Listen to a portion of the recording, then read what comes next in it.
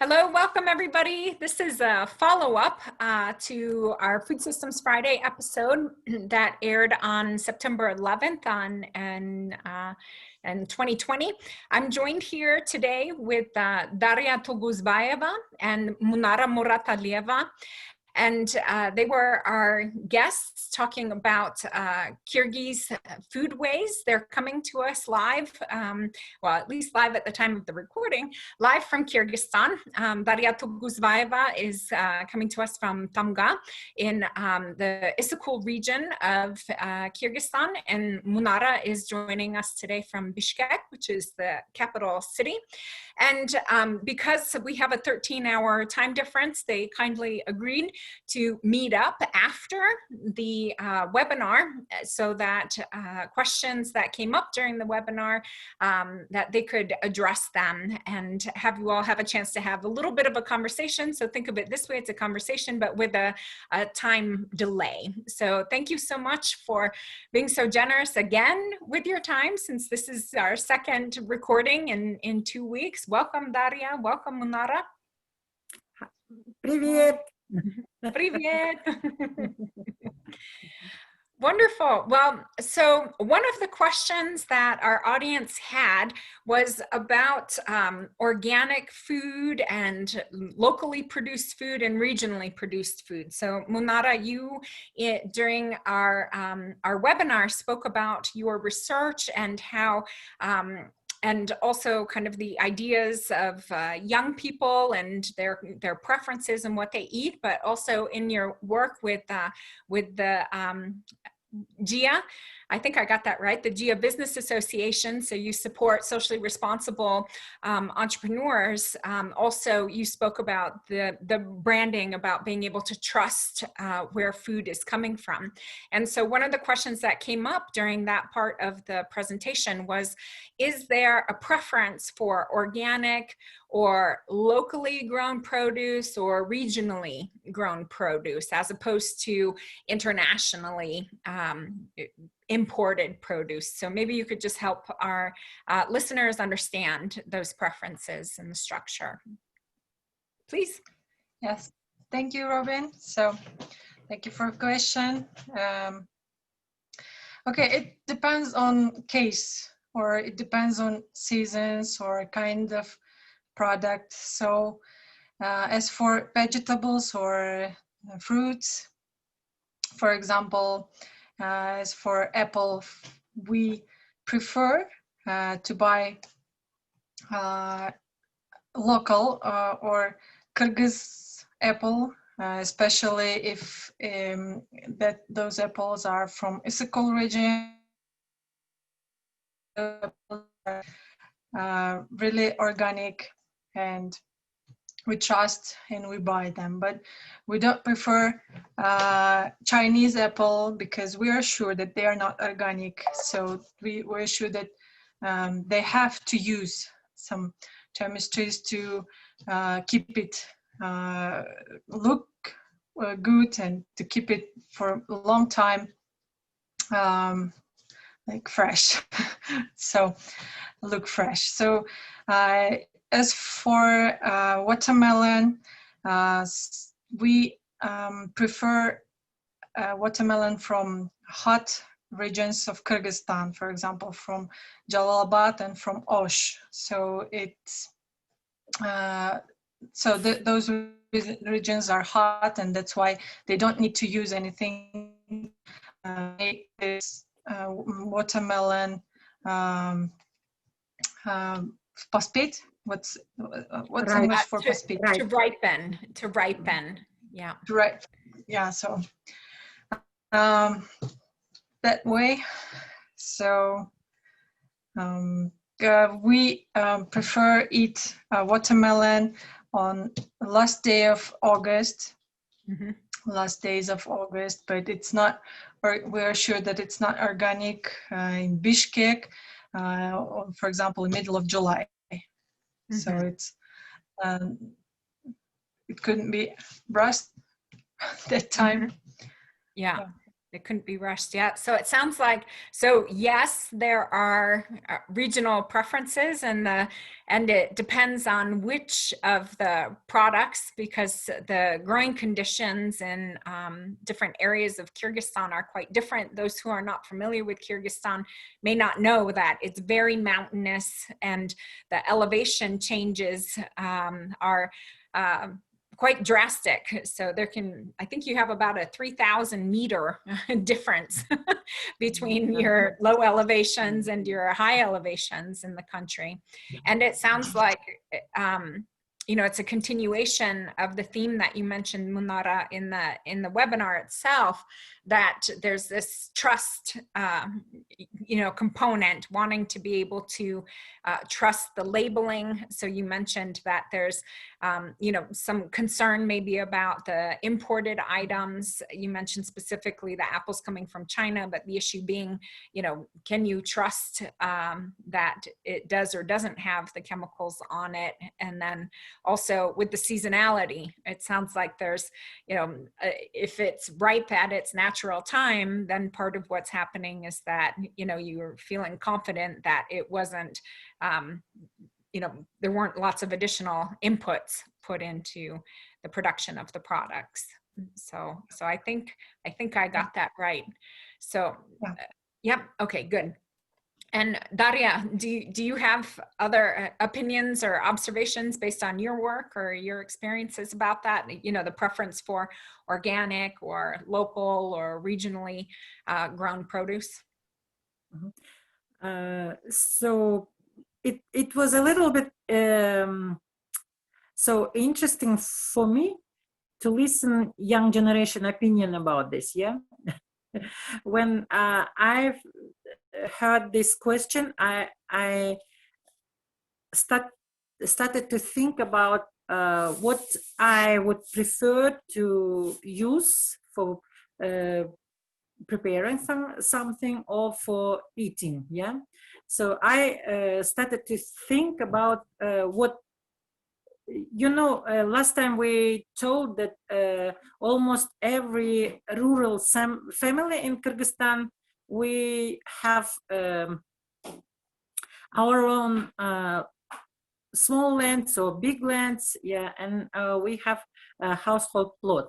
And of course, people prefer to use for eating their own grown vegetables and fruits.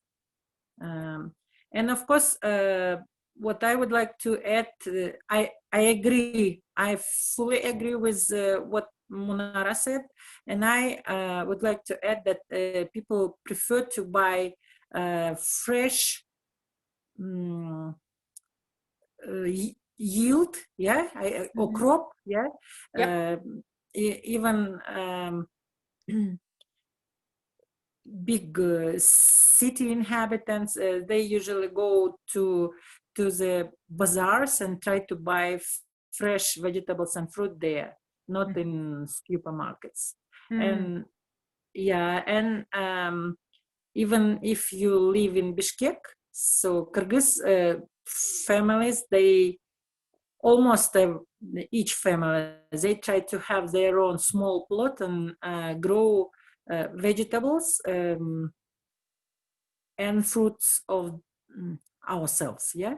Наши собственные. Yep. So that means our own production. Yeah. Yeah, and so during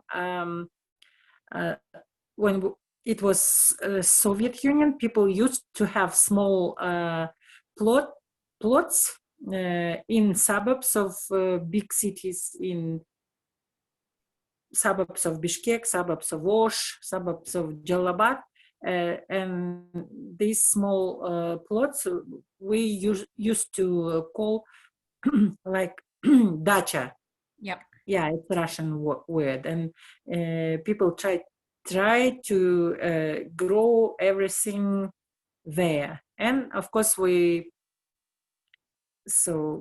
yield a crop from these plots, from our own household plots, for preparing different kind of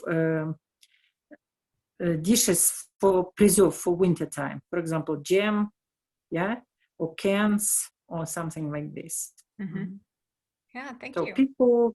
pickles, so sour cabbage, something like this. Yeah, the sauerkraut. So the global tradition of making sauerkraut. It's everywhere. Yeah, well, so I think this is a good opportunity to transition to another question.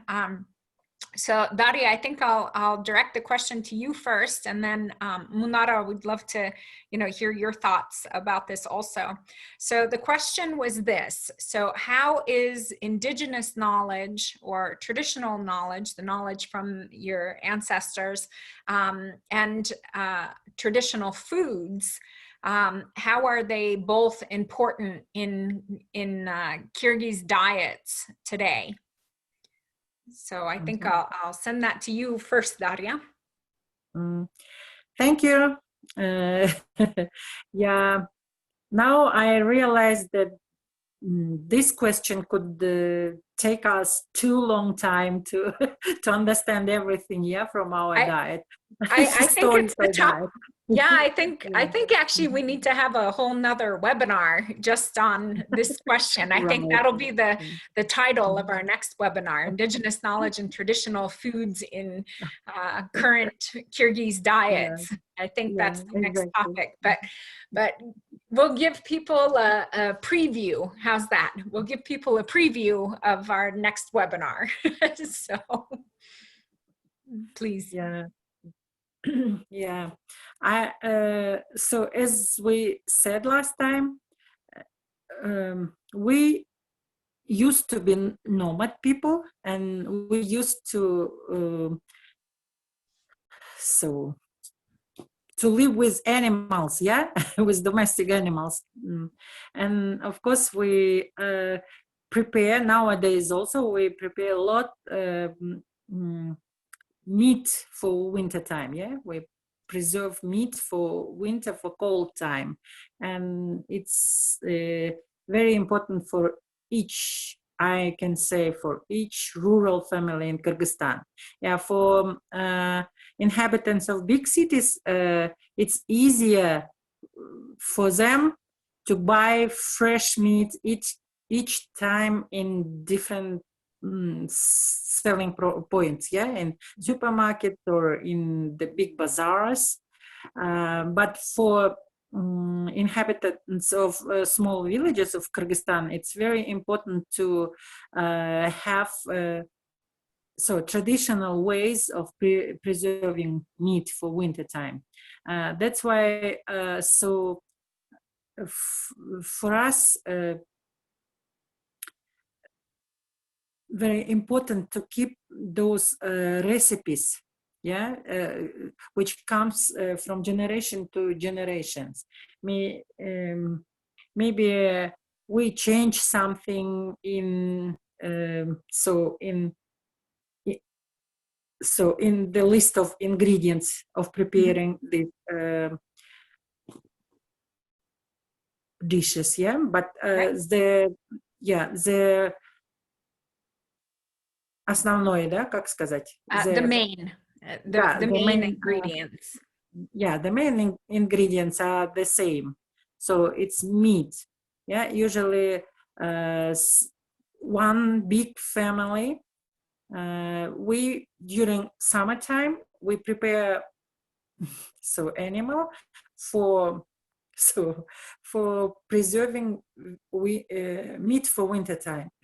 Or for example, some families can join and prepare one big, or buy in big animal bazaar very good animal.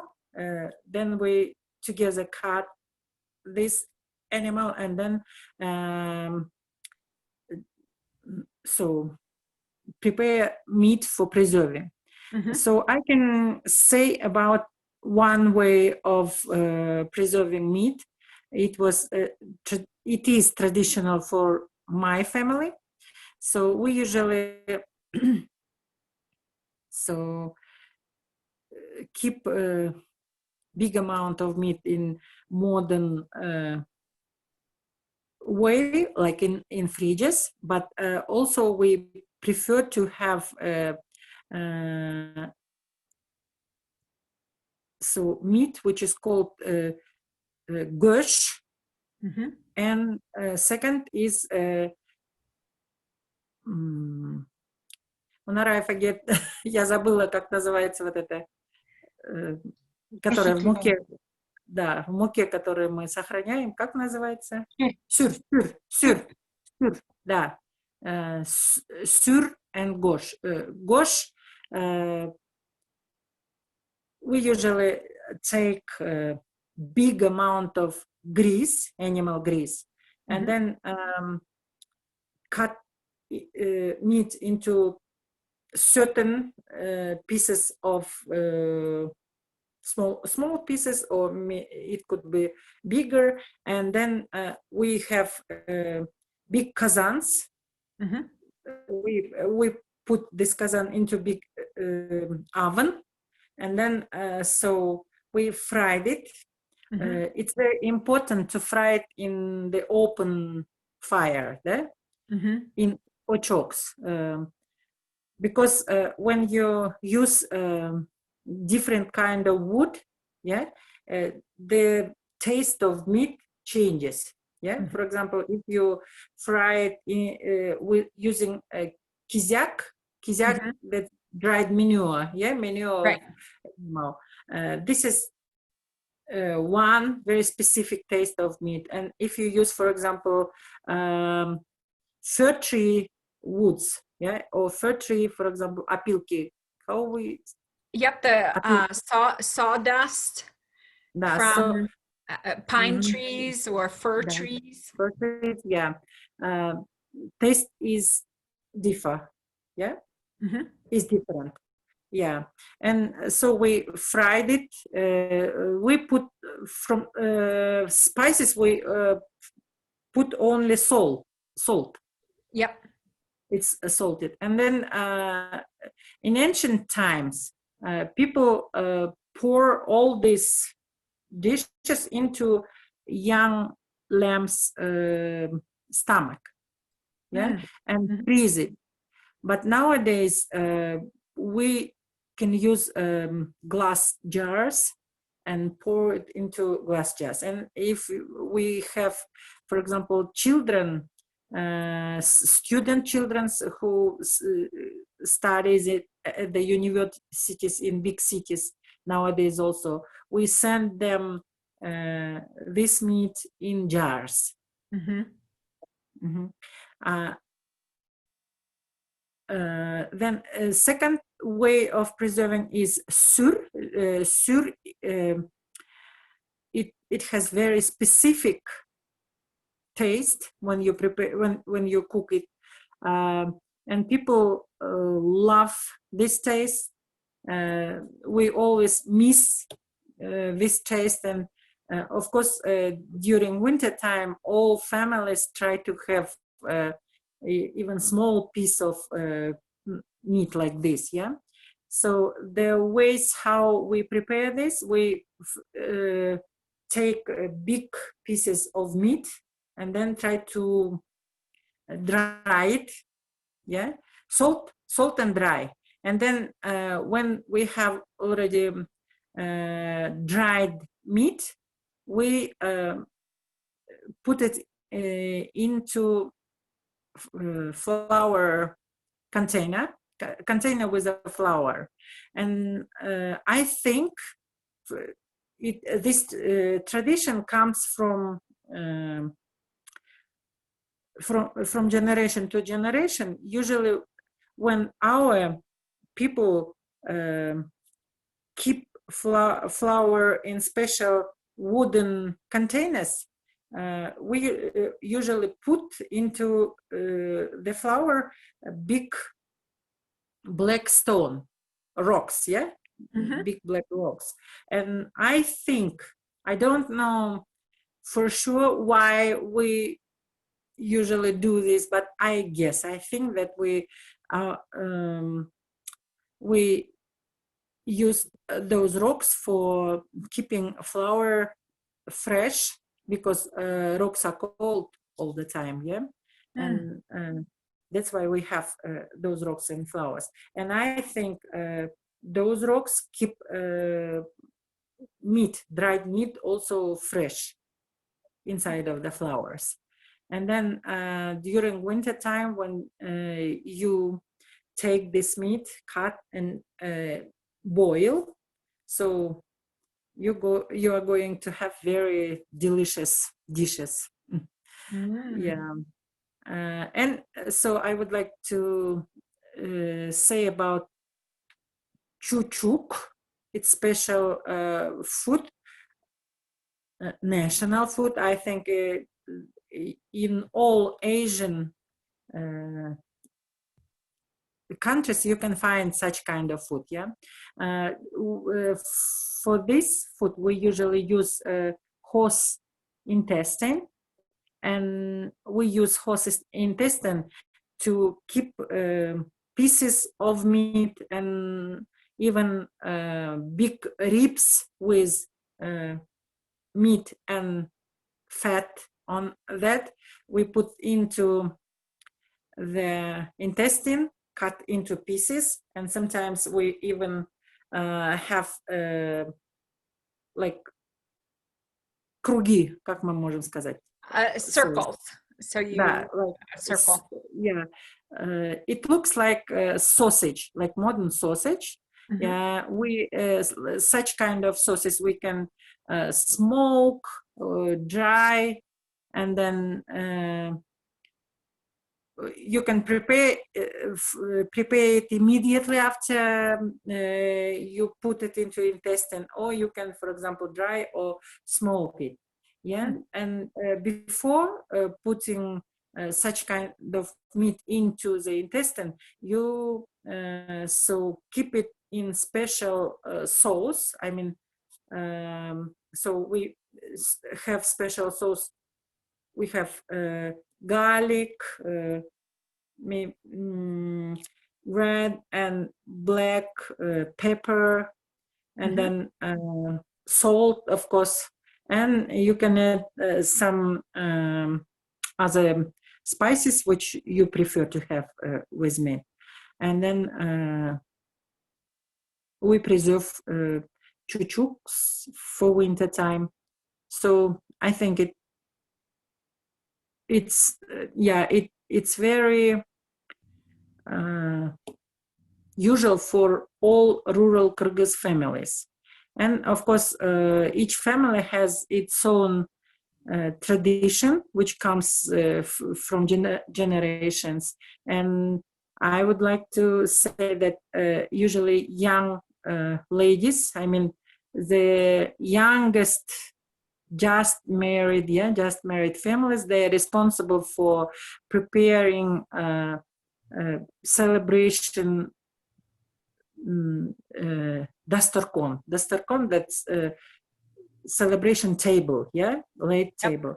And so young ladies, they are very interested in preparing something original, even if they use traditional dishes, traditional recipes. They try to prepare something unique.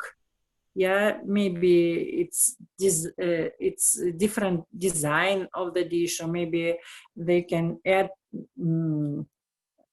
other not usual ingredients into dish. Yeah, and so of course it looks like a competition between young wives in a big family, or inside of a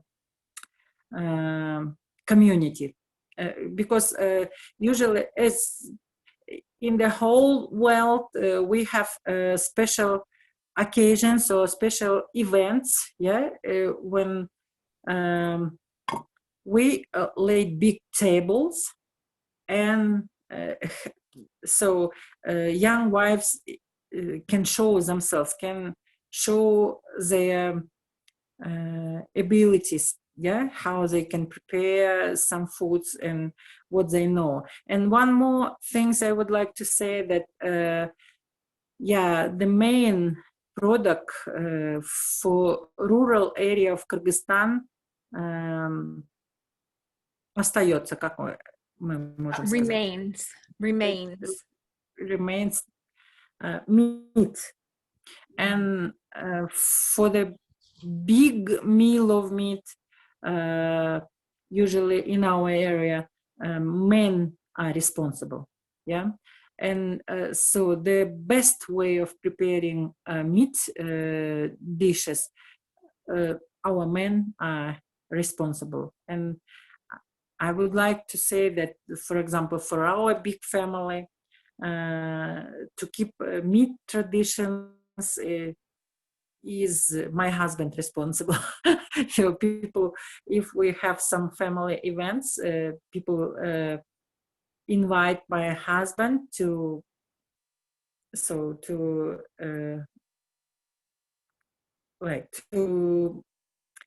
prepare istukans. You know what is ustukans, yeah? Munara, Munara ustukan же называется, да? Ustukan, that's so it's very important to prepare correct ustukans for each invited guest to the family event. It's a big, interesting system of preparing dishes for a celebration table. Yeah, maybe it's the theme of another webinar. Yeah, Robin. I think so, because the traditions around meat at at the Kyrgyz table are fascinating. Between it's not just the order in which people are served, but which piece of meat, right. Which gets distributed to whom, and then who can pass it on to someone else versus if it's a concern if you didn't finish it. And then the ustukhan is also, there's an expectation that you would take it home and share with the rest of the members of your family. So it's really, in anthropology, we talk about that as being like a redistribution seminar, so then having to, be very careful and thoughtful and mindful about who receives which pieces to take home, thinking about the size of the family. So I think we could have a whole webinar just on the ustukhan and the system of who gets which pieces of meat. It's very fascinating. So Daria, one thing that you had mentioned to me before was about the ideas about the recipes and how the younger women are you said it's a topic for them, and a little bit of a competition for putting a new twist on a traditional recipe. But what are the roles of the I don't want to say older women, but you specifically mentioned the younger women. So what is the role of the older women? Is that knowledge being passed down? I think it'll be interesting for our audience to know. We've talked about this, of course, but what comes from your parents directly versus what comes from other women, and same for men, right? Because you said that the men are responsible for primarily the meat. So maybe you can just talk about a little bit about how the traditions and the recipes are passed down, between women and between generations. Robin, I think it's one more webinar theme also, because we can say so lots of things about it, but so it looks very interesting how different generation ladies are sitting around the table. So the eldest ladies, they're sitting on the top of the table, and they must look like wise old ladies, which just sitting and try to be very kind to everybody, and they usually keep silent. And so more younger ladies, they usually try to be very attentive to young ladies. They try to say them lots of compliments, Yeah, usually we speak only, say only compliments for young ladies. Yeah, we try to see the positive side of all the cases, what is going on, yeah, right now. And if, for example, a young lady has some mistakes, of course we try to be very polite, and so try to say, oh, I would do this, for example, this way, or if you add that herb, or for example spice, it could be better, or something like this, or it could be more interesting. Yeah, and we have one more generation which elder, just a little bit yeah, elder than young ladies. They usually can correct something, yeah, and help a little bit young ladies, but they are still, so they are sitting higher than young ladies, yeah, and they also control what is going on, yeah, and what young ladies are doing around the table. So this is how how our table looks like. So how people sit around. Yeah, thank you. So it might be interesting, Munara. So while we're talking about generations in Kyrgyzstan and how that's related to traditional knowledge and traditional foods, maybe you could speak a little bit to, you know, how you learned some of the traditional recipes and traditions in your own experience. So we use traditional recipes, traditional traditions. I mean, main traditions in our everyday life. So our parents teach us for all these traditions. They are giving us the responsibilities for some house chores. Yeah, so we learn it by doing that. So we do it together with our parents, and we practicing, and then in time we try to do it with ourselves, and so this way to learn all these things. So yeah, I think that's that may be, you know, one of those intercultural things that are the same the world over, right? Chores.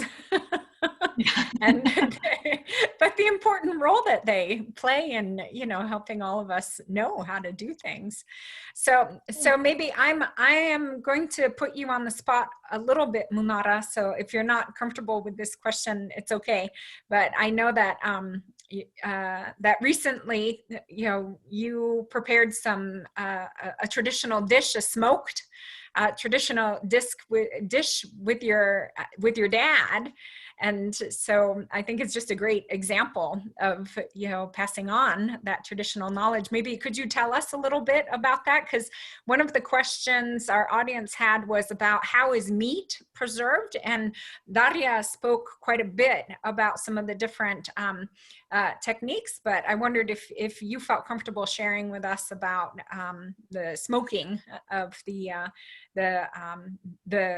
meat and fat dish. I think it was fat, right? yeah, it was on the fat. So why we preserve fat? So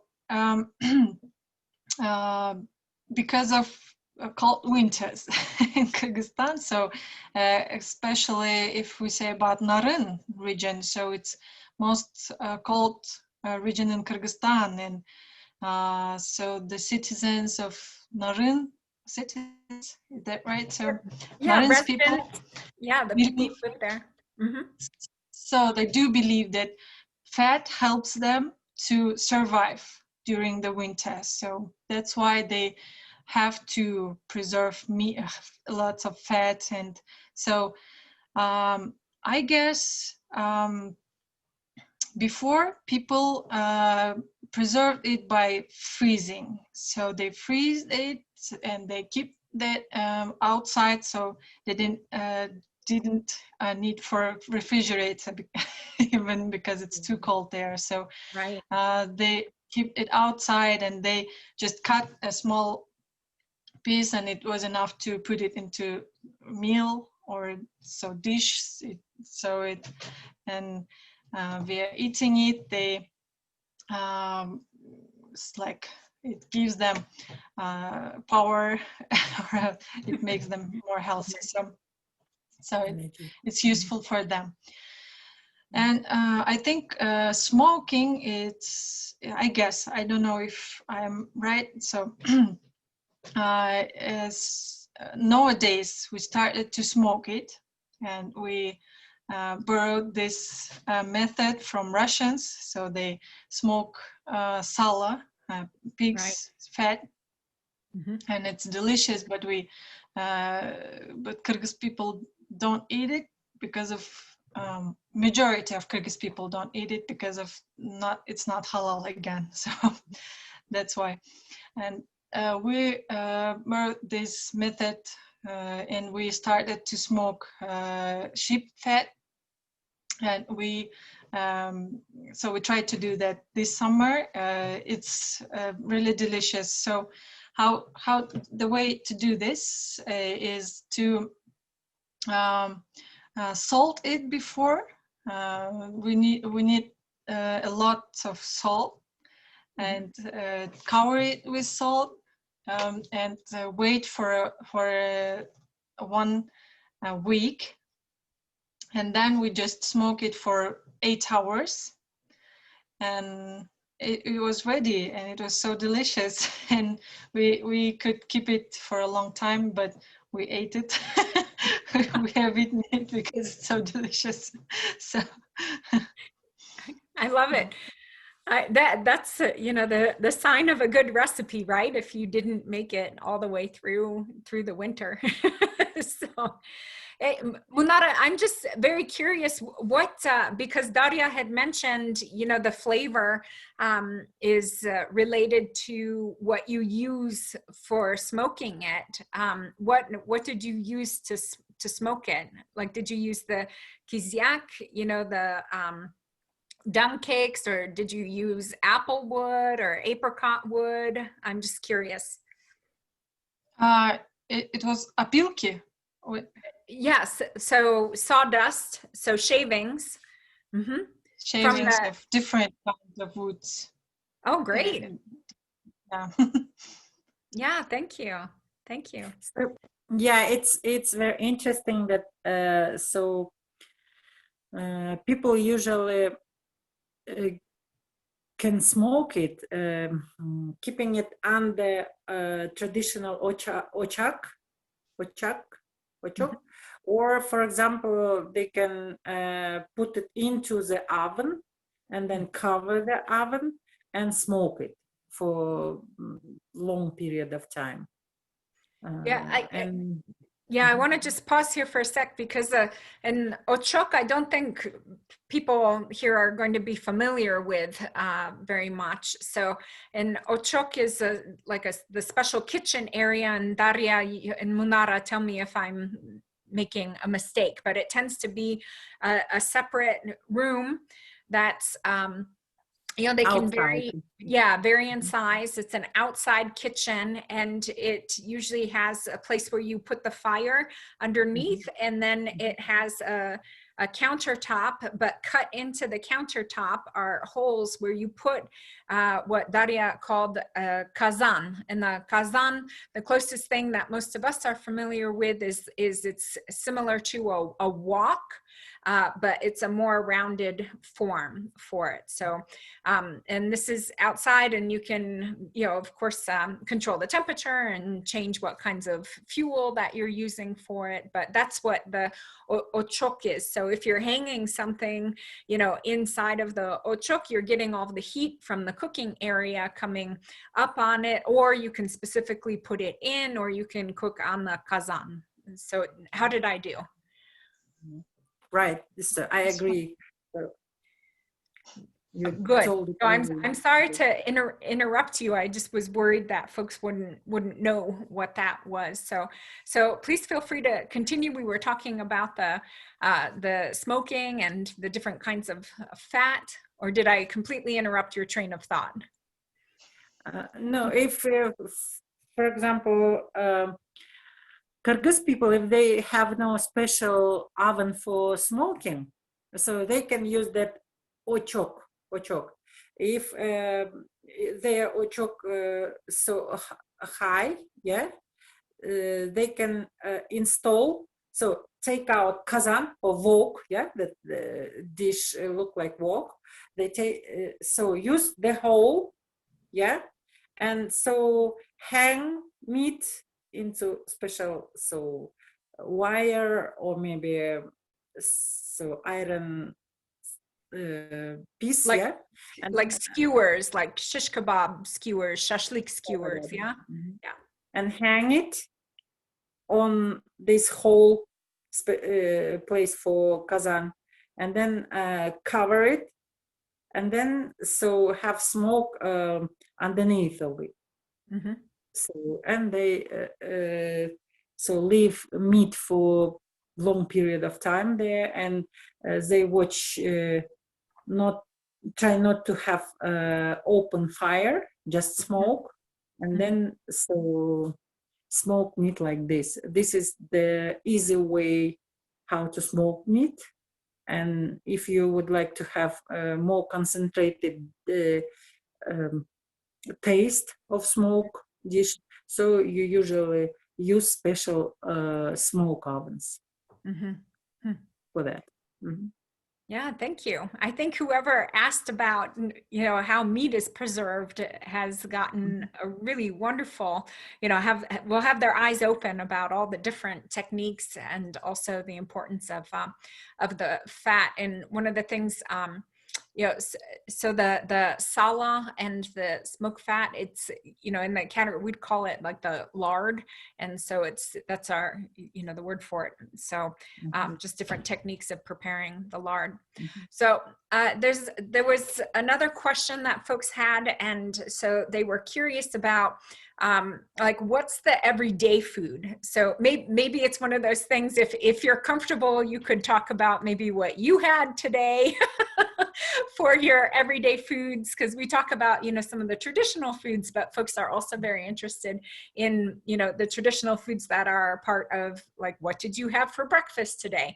What did you have for lunch? What's a usual everyday dinner? So I think I will maybe Daria, you can choose how to answer that and maybe go first.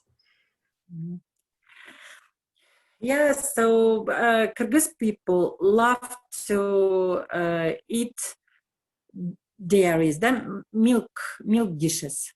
Yeah, for example, cottage cheese or fresh baked bread with the sour cream there. Yeah, the kaymak, yeah, the sour cream. With kaymak, yeah, and sour milk, fresh sour milk. Usually we try to prepare sour milk especially for breakfast.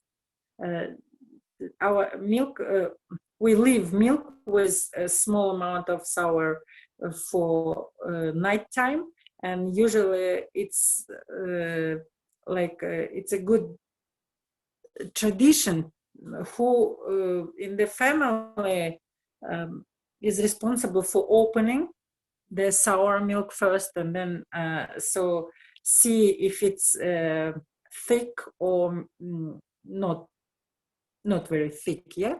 So when it's very thick, it's the best way, the best result what you get, yeah.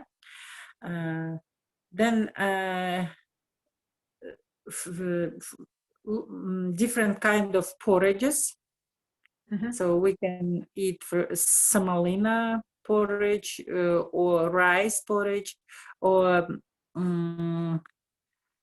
Гречка, я забыла, как будет гречка. Buckwheat. Buckwheat. Да, buckwheat. Buckwheat is very popular. Buckwheat porridge also. Yeah, and then all families in Kyrgyzstan, they must have different fruit jams on the table. Yeah, and butter. So people love to eat milk added tea, cup of milk added tea.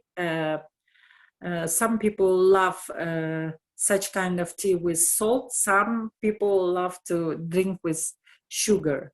But almost everybody love to drink this kind of tea with a fresh piece of bread and butter.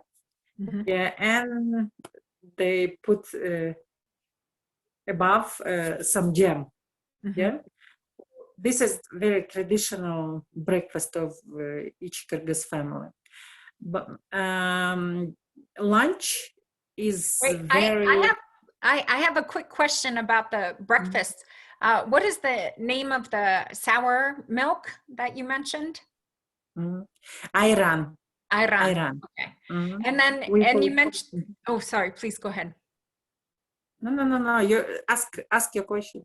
I was just curious. You talked about how you put the thing to make it sour in, the night before. What do you use to sour your ayran?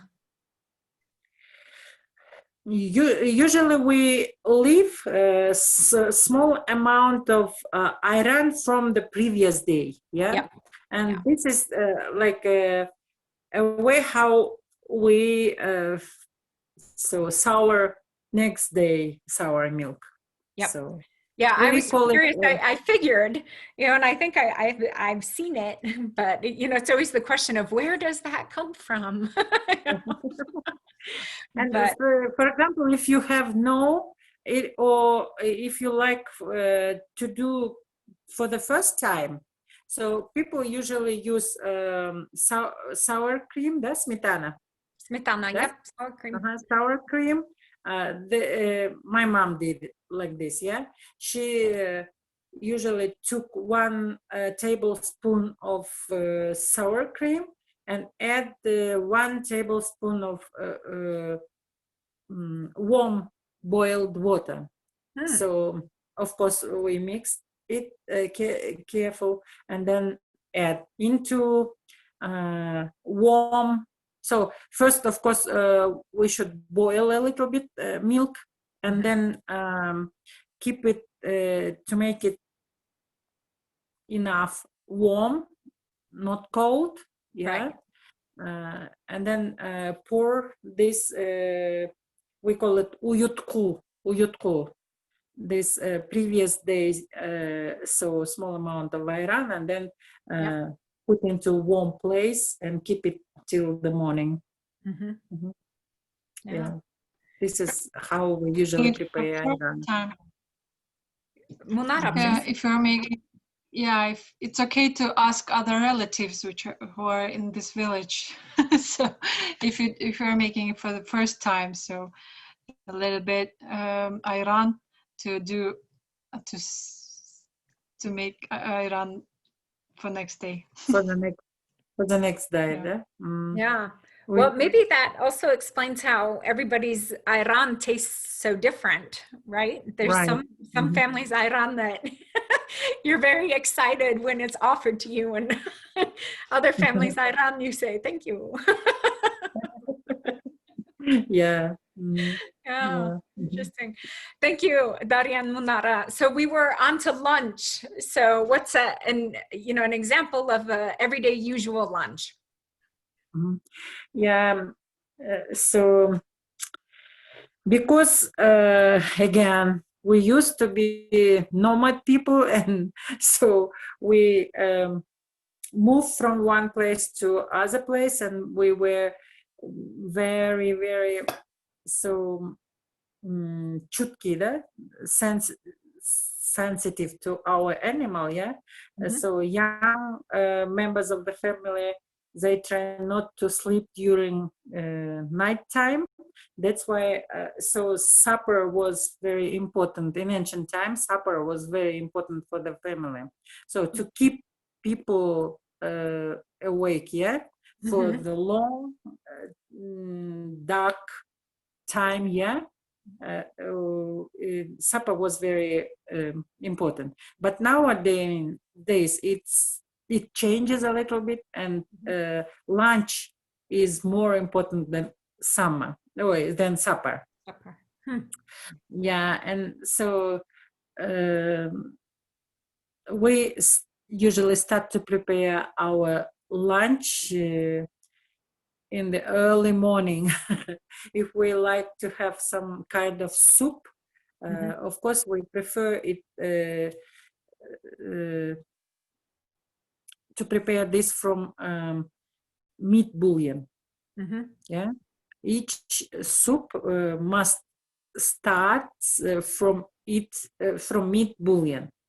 That's why we put it into the oven, piece of meat early in the morning, and wait. So boil it till the lunchtime, and close to the lunchtime we separate small amount of bouillon, and then put into the bouillon different kind of products. For example, if you like to have borscht comes to Kyrgyz people from Russian, I guess, yeah, from Russian people. So nowadays, Kyrgyz people also love to have borscht for lunchtime. Yeah, borscht.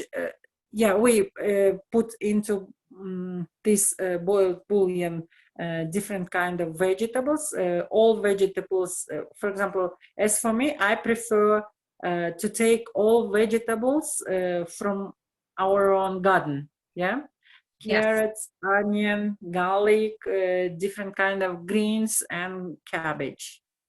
Yeah, this is the main ingredient for vegetable soup. And if you like, for example, to have a noodle soup, so we prefer to prepare dough ourselves. Yeah, so it's, if you would like to boil noodles in the bouillon, so you must add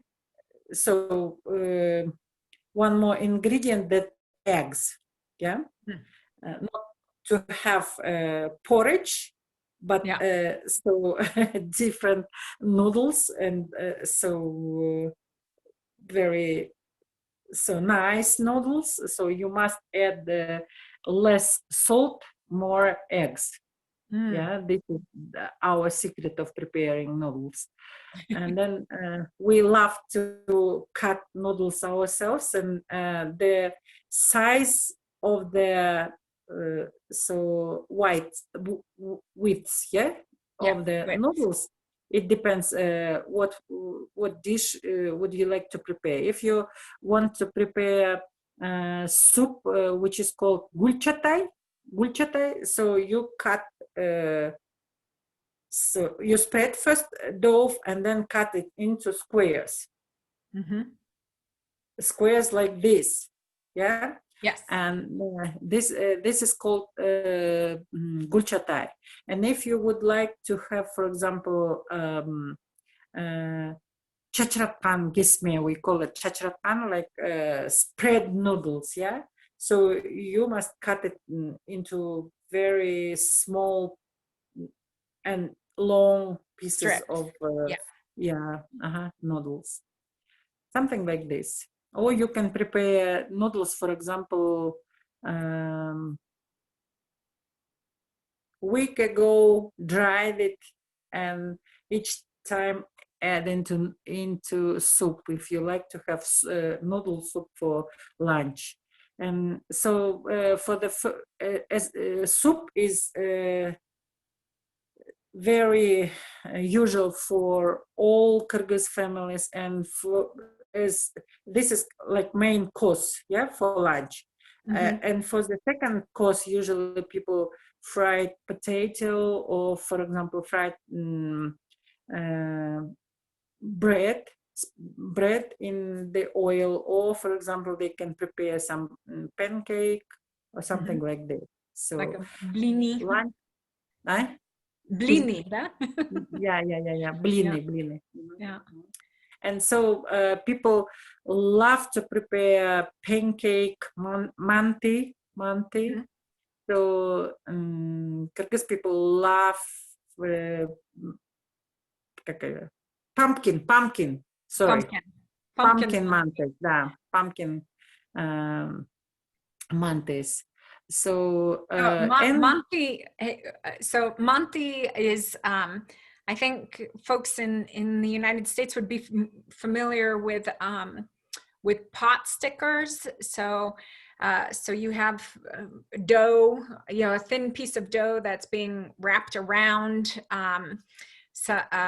meat and onion, but you can add the pumpkin to it, or you can subtract the meat and leave the pumpkin. But those are kind of the main ingredients. Would that be correct to say? So primarily onion, meat, like the fat also, and sometimes the pumpkin. Yes?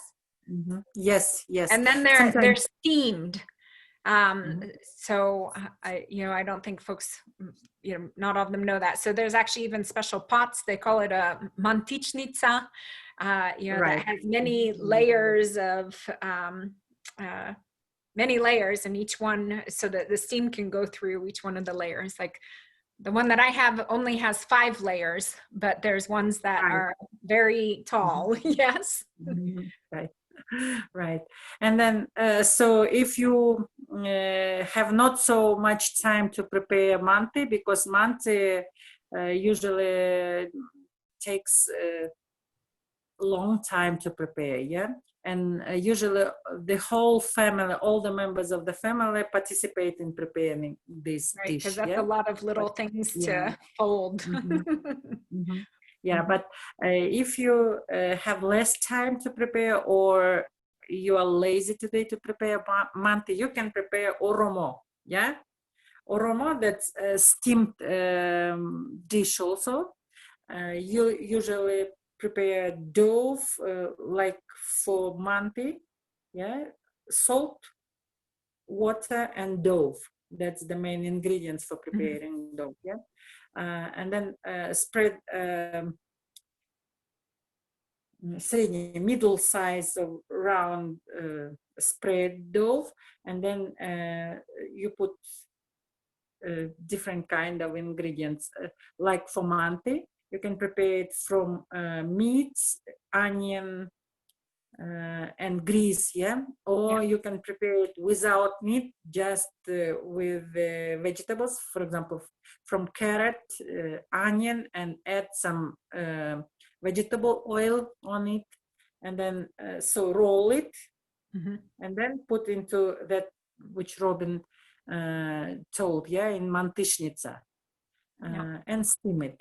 So people love it to eat with sour cream, or for example vinegar, or you can prepare sauce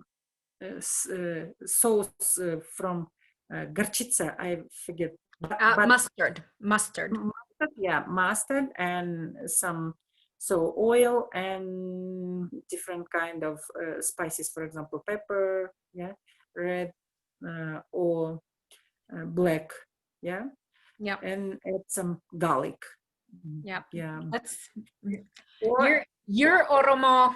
Actually, your daughter's oromo is one of my favorite meals ever, and I use the vinegar. And so Kyrgyz people, they love to eat fresh bread, just baked, fresh bread. We usually use fermented dough for preparing bread. Nowadays we have electric ovens, but in last century, not long ago, even in my family, we use special wooden stoves outside, yeah, and special, листы, как мы их называли? Листы, that's the dish for cooking. That. Like a baking pan, like a special baking pan. Yeah, Baking sheet, excuse me. My dad prepared those baking pans, especially for our family. They were very big and so square. Yeah, some of them were round, some of them were square, and oven was square, big outside oven. Yeah, and so we put into this oven more than 10 oven pans, yeah, bread pan. Yeah. It was like a big ceremony of preparing fresh bread for some days for the big family. Yeah, I loved this ceremony, and I loved when all the area smells with bread, with fresh bread, yeah, and people were going nearby, and they all smell, yeah, this smell, and so it's very special, like feelings, yeah, to smell fresh bread. Yeah, so this is, and I would like to say that Kyrgyz people, it's very traditional for us. We love to drink, to sit around the table, all the family, to sit around the table and so drink tea with different, prepared dishes, for example, with bread and jam, with butter and so bread, or for example, we could prepare some fresh vegetable salads, and so something like this. Yeah, this is, so we can sit around the table in between main breakfast and lunch. So at 10 o'clock again and drink tea, and then have lunch, and then at around 3 or 4 o'clock p.m. again sit around the table and drink tea, and then at so approximately at 6 o'clock we sit to have supper. Yeah, for the supper, of course, we usually have for example, fried vegetables, or boiled meat with vegetables, or again maybe like soups. So we have not a special list of dishes for this supper. What we usually are glad to have what we have, yeah, at that moment. We can boil some potato, eat it with sausage and cheese, something like this, yeah. And we sometimes, if we have not so many dishes for supper, we can boil eggs and eat it with vegetables. Yeah, and if we are expecting to have guests for supper, we usually prepare something heavier. For example, plov, yeah, plov, or boil meat and prepare besh parmak. That's a national dish, main national dish. So noodles, boiled meat with the stokan, and meat bouillon. Yeah. And then the plov is rice, onion, carrot, with meat, Mhm. and then you know, Mhm. so those are the core ingredients, and then you can add additional things in and around it, right? Right. So Mhm. yeah. Mhm. Mhm. Yeah, so I think so for the very last, I'll give Munara an opportunity to speak, because Munara is you know, in the capital city, and just based on what Daria said, is that representative of, you know, like a usual breakfast, lunch, and dinner for folks for people who are living in the more urban, in the more city areas also, or are there some differences?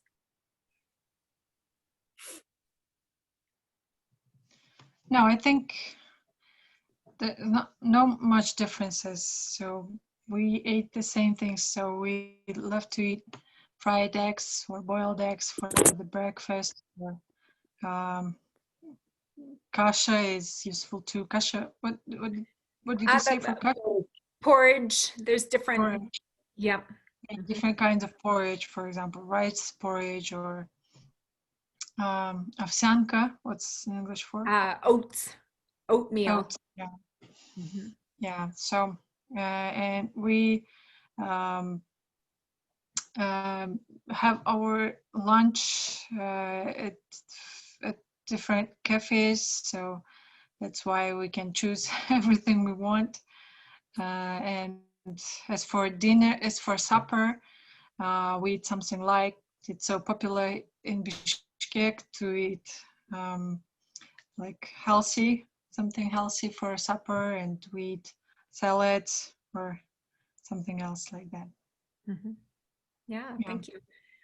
You know, and one thing, this is my own observation, so I rely on you two to correct me if I'm wrong, but I saw many of the usual meals, you know, breakfast would be leftovers. If there was something that somebody didn't finish at dinner, you know, the very next day, you would have it for breakfast or lunch, you know, and it didn't make any difference. You know, if you had leftover soup, you'd have soup for breakfast or lunch. If you had leftover plov, then you had plov for breakfast. So is that, I see you both nodding, but is that a correct statement, that like everyday meals include whatever you had for dinner the day before? Yeah. Yeah, I agree with you. So nowadays also many families do like you said, yeah. As I said, so lots of families, they are busy with their animal at the usual supper time, yeah. At around 6 o'clock or 7 o'clock, usually animals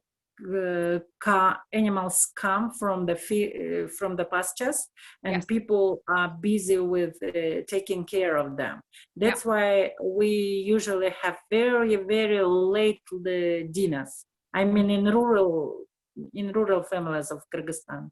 Yeah, that's why we can keep some amount of prepared dish for the breakfast. Yeah, we can leave it and use it for breakfast. Yeah. But nowadays, if a family has no many children fly over, yeah, to the big cities or other place, or they created their own families, and for example, a family has 2 or 3 members or less, so we usually each time prepare a new dish. So we prefer to prepare each time new dish. And if the family has very many members, of course, we do very often what Robin said before. Yeah. So eat what we prepared for the. Yeah. Yeah. Well, again, it's just one of those moments, because I had mentioned this before, in the United States, we have about 40% food waste. And so that is not something that I observed in all of my years of, working and living in Kyrgyzstan, is that, the foods that are prepared are eaten right away, so you don't have porridge for breakfast the next day. If you had leftover food from dinner, you finish your dinner from the day before. And then also, same thing with, the foods go, even when you're preparing your meals, I remember, at your house, Daria, there were different bins, this is for the sheep, this is for the chicken, this is for, the cows. And so we would always sort.